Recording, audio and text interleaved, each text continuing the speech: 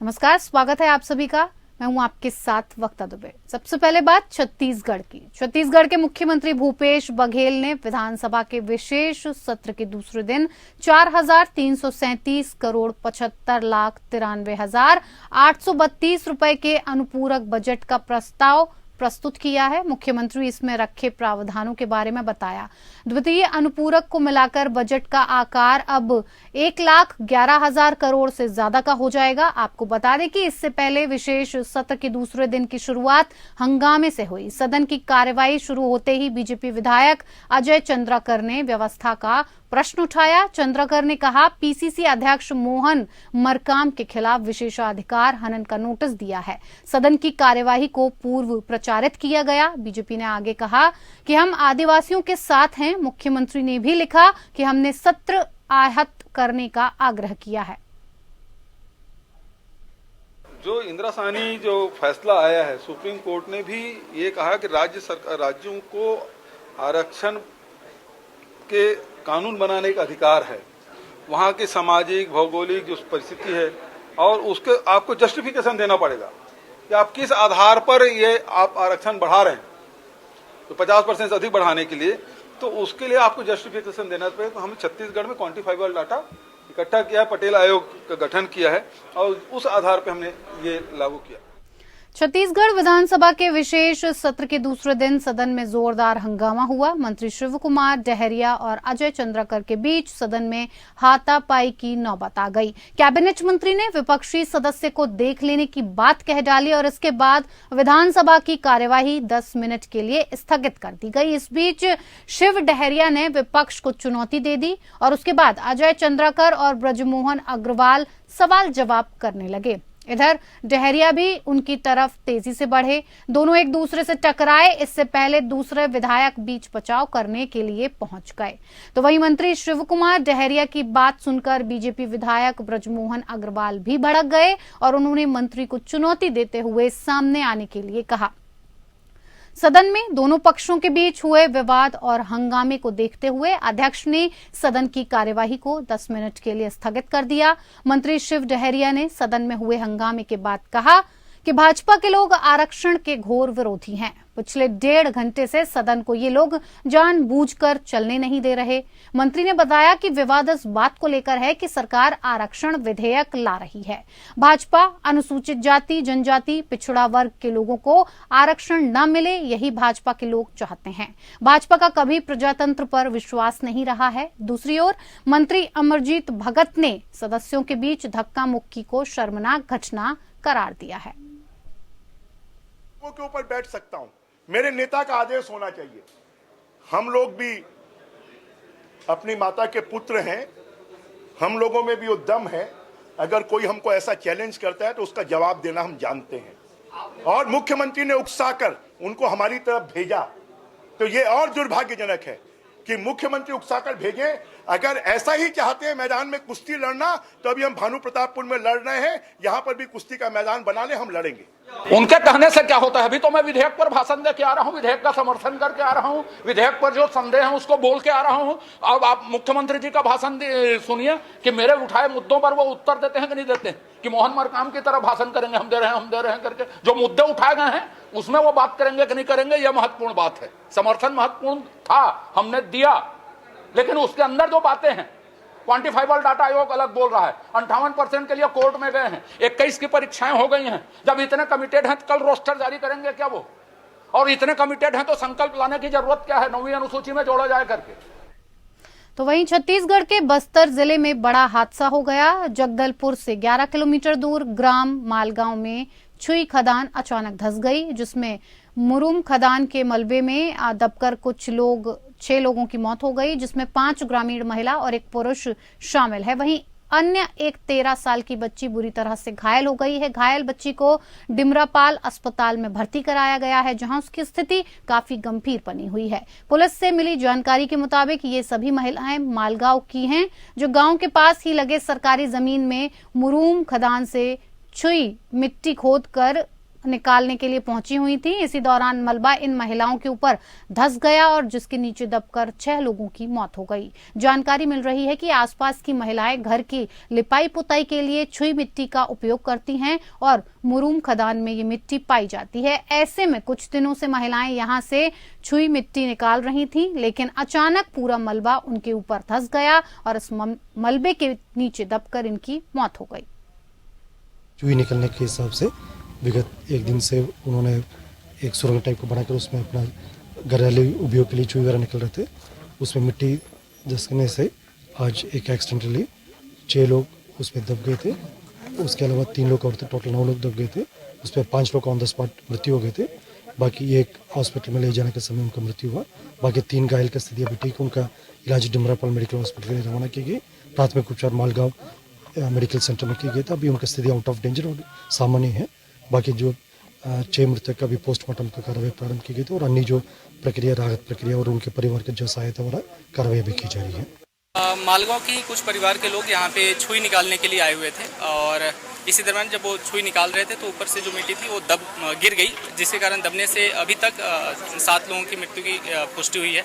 5 लोग तो मृत हालत में निकाले गए थे। 2 की सांसें चल रही थी, उनको अस्पताल ले जाया जा रहा था। जब अस्पताल में जब तक पहुँचे डॉक्टर ने बताया कि उनकी भी मृत्यु हो चुकी है। इन 7 मृतक लोगों में 6 महिलाएँ हैं और 1 पुरुष है। बाकी अगर किसी के दबे होने की आशंका है तो इसी के लिए अभी खुदाई जारी है। अगर मिलते हैं तो आगे उसकी संख्या आपके साथ शेयर की।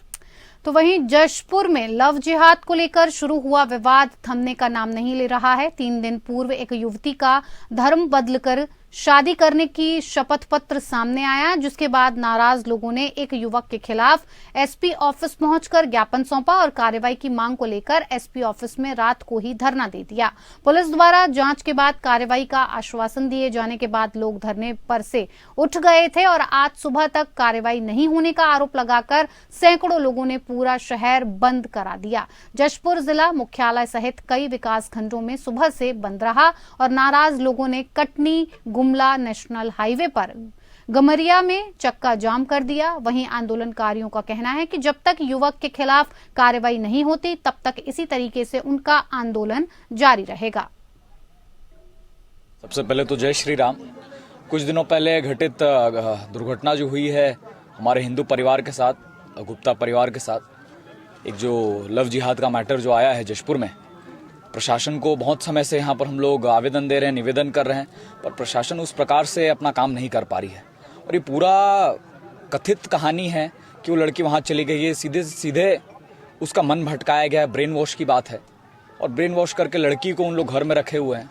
प्रशासन इसमें कुछ कार्रवाई नहीं करी और आप देख सकते हैं यहाँ की भीड़, यहाँ पर सब कितने हिंदू आक्रोशित हैं। हम लोग को एनएच में आज बैठना पड़ा है, तब भी हम लोगों की बात एकदम नहीं सुनी जा रही है इस जगह पे। ये जिस प्रकार की घटना जशपुर में घटी है, लगातार मुस्लिम लड़कों के द्वारा आदिवासी एवं हिंदू बच्चियों को अपने प्रेम जाल में फंसाकर उनको धर्म परिवर्तन करा रहे हैं।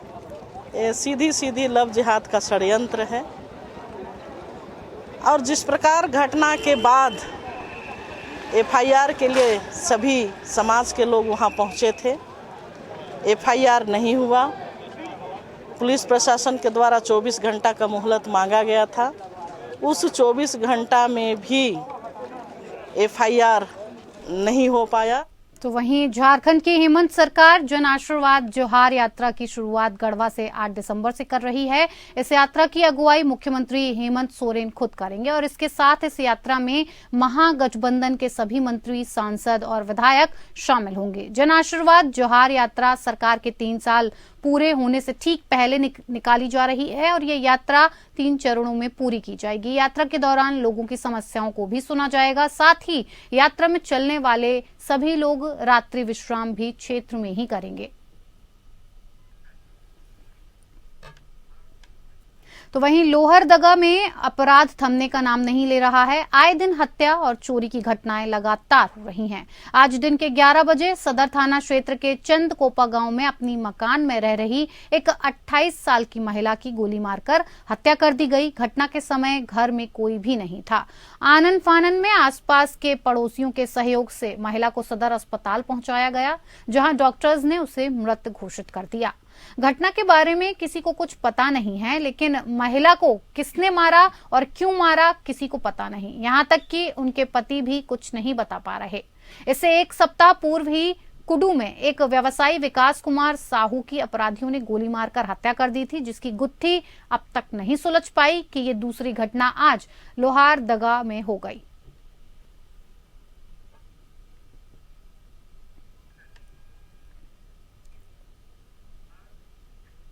तो वहीं उज्जैन के विनोद मिल की चाल के मकान को आज खाली करा दिया गया है। यहां आज शनिवार सुबह बड़ी संख्या में पुलिस प्रशासन का अमला बुलडोजर लेके पहुंच गया और इस दौरान एडीएम संतोष टैगोर और एडिशनल एसपी अभिषेक आनंद खुद मौजूद रहे। यहां पर 160 मकान हटाए जाने थे। खास बात यह रही कि जब प्रशासन का अमला कार्रवाई करने पहुंचा तो रहवासी खुद ही सामान हटाने में जुट गए और रहवासियों को वैकल्पिक तौर पर कानीपुरा स्थित नगर निगम की मल्टी में शिफ्ट किया जा रहा है। उच्च न्यायालय इंदौर के निर्देश पर प्रशासन द्वारा विनोद मिल की भूमि पर से अतिक्रमण हटाने के निर्देश 5 अगस्त 2022 को दिए गए थे। विनोद मिल की जमीन पर सन 1947 के पहले से बने मकानों को तोड़ा जाना है और इस क्रम में प्रशासन द्वारा यहां के रहवासियों को नोटिस देकर मकान खाली करने को कहा गया, जिसका विरोध हुआ। दरअसल विनोद मिल काफी पहले बंद हो गई थी। मिल में काम करने वाले मजदूर वर्ग के लोग करीब 30 सालों से यहां रह रहे थे, लेकिन सरकार ने ये जमीन बेच दी और ठेकेदार को जमीन क्लियर करने के लिए देनी थी। इसीलिए प्रशासन ने पहले तो यहां रह रहे लोगों को मकान खाली करने के लिए नोटिस भिजवाया, लेकिन मकान ना हटाए जाने को लेकर यहां रहने वाले लोगों ने विगत दिनों से मोर्चा खोल रखा था। इस दौरान भाजपा विधायक, सांसद के घर और आरएसएस कार्यालय का घेराव भी किया गया। रहवासियों के साथ कांग्रेस के नेता भी संघर्ष करते दिखाई दिए। हालांकि प्रशासन के आदेश के सामने किसी के नहीं चली। विनोद मिल बरसों पहले बंद हो चुकी है। यहां के रहवासियों को मिल की बकाया राशि भी दी जा चुकी है।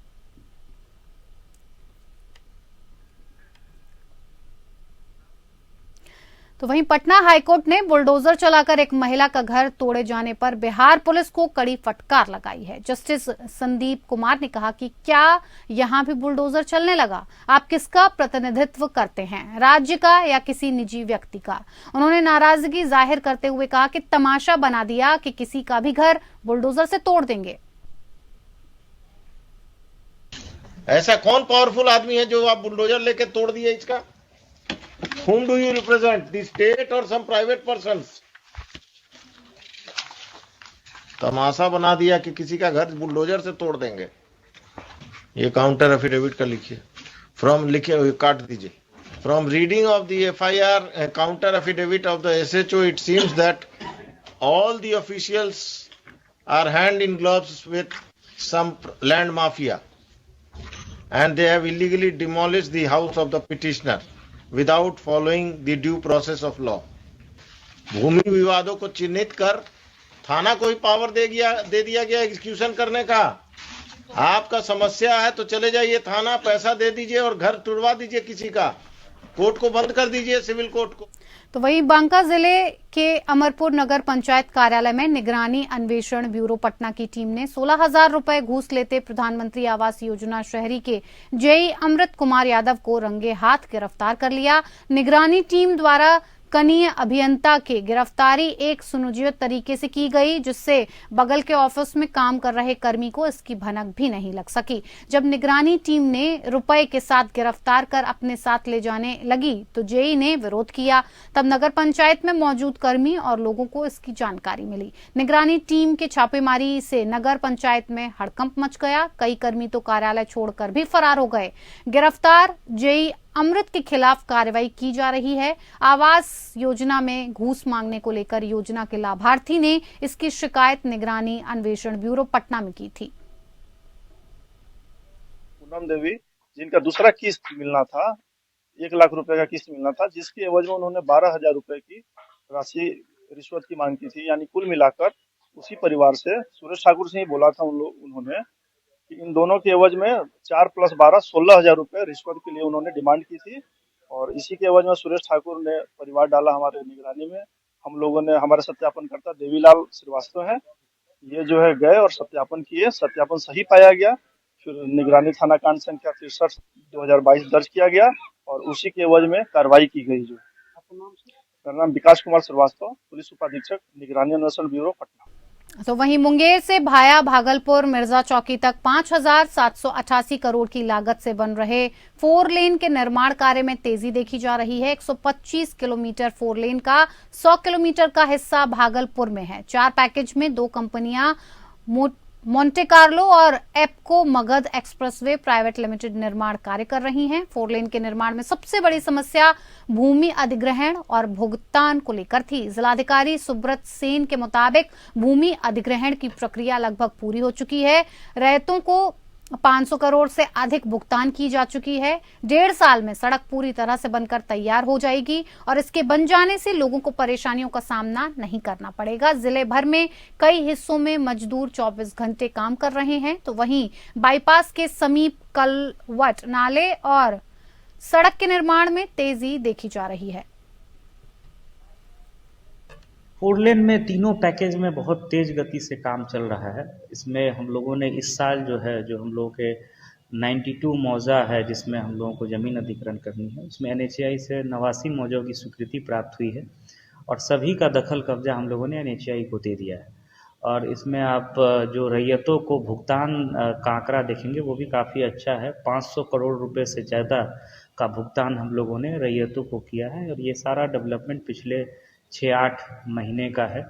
तो काफ़ी तेज़ गति से काम चल रहा है और जो भी अब थोड़ी बहुत समस्या कहीं कहीं पर किसी खास व्यक्ति विशेष की आती है, किसी रैयत को कोई आपत्ति रहता है, तो भूस्वामी से हम लोग बात करके उसका समाधान। राजस्थान बीजेपी प्रदेश अध्यक्ष ने 51 जन आक्रोश रथों को हरी झंडी दिखाकर जन आक्रोश रैली का आगाज किया। बीकानेर में जूनागढ़ के आगे भाजपा महिला मोर्चा सदस्यों ने जन आक्रोश रथों का तिलक लगाकर स्वागत किया और भाजपा कार्यकर्ताओं ने जोश खरोश के साथ नारेबाजी करते हुए रथ को आगे रवाना किया।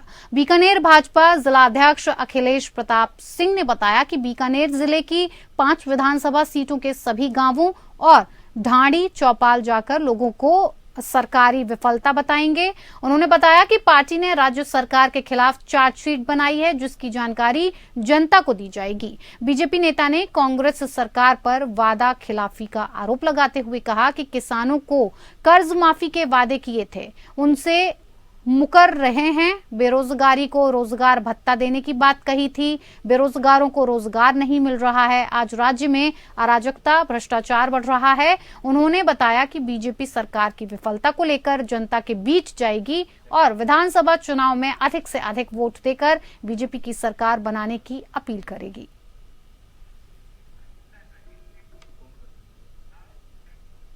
राजस्थान के सीकर में एक बार फिर से गैंग वॉर देखने को मिला है।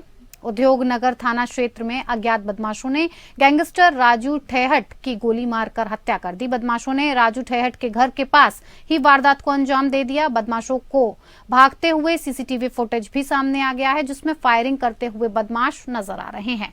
सूत्रों के मुताबिक राजू ठेहट की पूर्व में आनंद पाल गैंग में रंजिश चल रही थी और इस समय आनंद पाल गैंग और लॉरेंस बिश्नोई गैंग एक साथ मिलकर काम कर रहे हैं।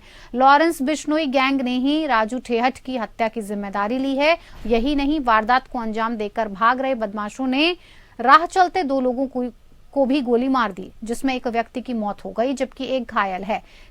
कल 50-60 राउंड के करीब बदमाशों ने फायरिंग की है। जानकारी के मुताबिक उद्योगनगर थाना क्षेत्र के पिपराली रोड पर गैंगस्टर राजू ठेहट का घर है। आज सुबह राजू ठेहट अपने घर के बाहर निकला था, तभी पहले से 7 घात लगाए बैठे अज्ञात बदमाशों ने उसे गोली मार दी। वारदात को अंजाम देने के बाद बदमाश भाग गए। गोली की आवाज सुनकर पहुंचे आसपास के लोगों ने आनन फानन में राज को अस्पताल में भर्ती करवाया, लेकिन डॉक्टर ने उसे मृत घोषित कर दिया। वहीं वारदात की सूचना पर मिलते ही एसपी सीकर पुलिस फोर्स के साथ घटनास्थल पहुंच गए और साथ ही पुलिस की एक टीम ने अस्पताल पहुंचकर राजू के शव को कब्जे में लिया। एसपी ने बताया कि घटना की जांच पड़ताल की जा रही है। बदमाशों को पकड़ने के लिए टीम गठित की गई है। बदमाश भाग न पाए, इसीलिए जिले में जगह जगह नाकेबंदी की गई है। जल्द बदमाशों को पकड़ा जाएगा। राजस्थान के डीजीपी उमेश मिश्रा ने बताया कि भागते समय बदमाशों ने हथियार के दम पर सफेद रंग की ऑल्टो गाड़ी किसी से छीनी थी।